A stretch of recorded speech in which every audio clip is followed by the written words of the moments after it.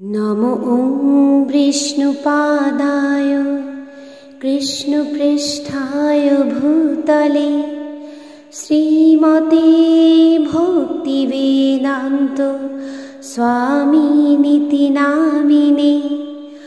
नमस्ते सरस्वती देवी गौरवाणी प्रचारिणे निर्विशेष शून्यवादी पश्चात्देशतारिणे। जय श्री कृष्ण चैतन्य प्रभु नित्यानंद श्री अद्वैत गदाधर श्रीवासादि गौर भक्तवृंद। हरे कृष्णा कृष्ण कृष्ण हरे हरे हरे राम राम राम हरे हरे। শ্রীমদ্ ভগবদ গীতার দ্বিতীয় অধ্যায় সাংখ্যযোগ। শ্লোক 19। জয়েনম ব্যক্তি হন্তারম যশ্চৈনম মন্যতে যহম উভৌ তৌ ন বিজানীত নয়ম হন্তি ন হন্যতে। অনুবাদ: যিনি জীব আত্মাকে হন্তা বলে মনে করেন কিংবা যিনি একে নিহত বলে ভাবেন, উভয়ই প্রকৃত জ্ঞানী নন, কারণ আত্মা কাউকে হত্যা করে না এবং কারো দ্বারা নিহতও হন না। তাৎপর্য: যখন কোনো দেহধারী জীব মারাত্মক অস্ত্রের দ্বারা আঘাতপ্রাপ্ত হয়, তখন জানতে হবে যে দেহস্থিত আত্মার মৃত্যু হয় না। আত্মা এতই সূক্ষ্ম যে কোনো জাগতিক অস্ত্রের দ্বারা তাকে হত্যা করা সম্ভব নয়। পরবর্তী শ্লোকে এই সম্বন্ধে বলা হয়েছে। আর তাছাড়াও আত্মা চিন্ময় হবার ফলে তার বিনাশ হয় না। যার মৃত্যু হয় অথবা মৃত্যু হয়েছে বলে মনে হয়, তা হচ্ছে কেবল জড়দেহটির।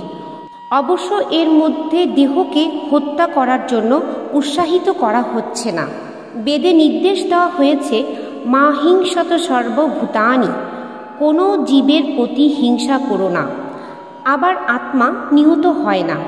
এই বিচারের মাধ্যমে পশু হত্যাকেও উৎসাহিত করা হচ্ছে না।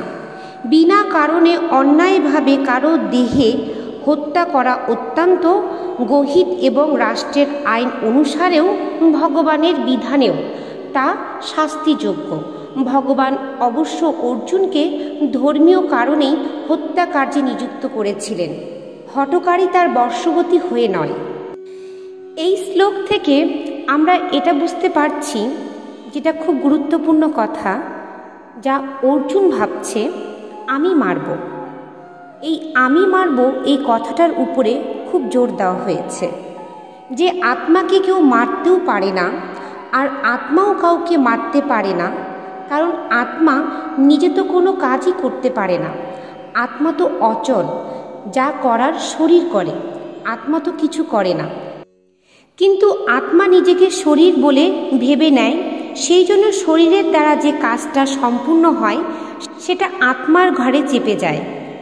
ফল ভোগটা আত্মাকে ভুগতে হয়। এই জন্য ভগবান অর্জুনকে বলছে, তুমি ওদের মারবে কি করে? তুমি তো আত্মা, তুমি তো শরীর নও। আত্মা হয়ে আত্মাকে মারতে পারবে? ভগবান অর্জুনকে বলছে, তুমি কাকে মারবে? আত্মাকে কেউ মারতে পারবে না। সেই জন্য তুমি কি করে ওদের মারবে সেটা আমাকে বুঝিয়ে দাও। ভগবান অর্জুনকে সাথে এটাও বলল, ও আত্মা, তুমিও আত্মা, তুমিও অবিনাশী, ও অবিনাশী।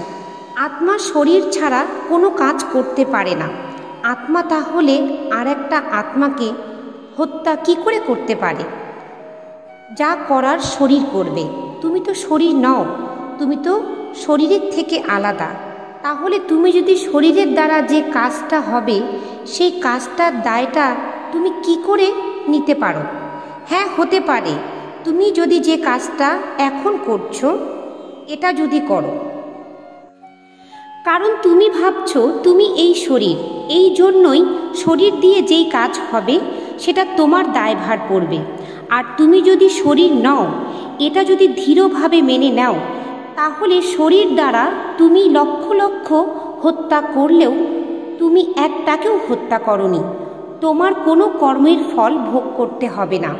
ভগবান শ্রীকৃষ্ণ অর্জুনকে এটাই বোঝানোর চেষ্টা করছিলেন, আমি অর্থাৎ আত্মা। এই শ্লোক থেকে আমরা এটাই বুঝতে পারলাম। হরে কৃষ্ণ।